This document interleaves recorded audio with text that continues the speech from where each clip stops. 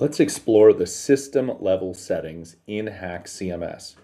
So from our site dashboard, if we click on our little user profile icon, we can see that we could toggle dark mode, sound effects, but let's go to settings. From settings, we can view skeletons, themes, media, third-party integrations, and down the road, blocks, global CSS and JavaScript, and a style guide. But to start, let's review status. Status is going to tell us the latest version that we're on versus what exists in the world as the highest new version, what our server is running, and will also indicate if there's any misconfigurations on the file system that are needed.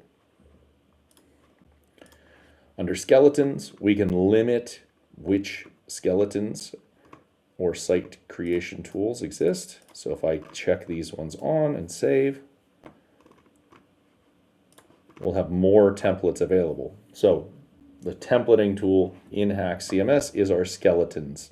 If we want to take a site, download it, and turn it into a skeleton that other users can select or that we can select in the future, then that's where we would perform this action.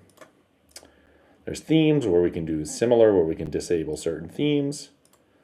Media, where we can set some media policies associated with image size, image quality, acceptable formats, and third-party integrations, which is still being built out for AI, YouTube, and the future.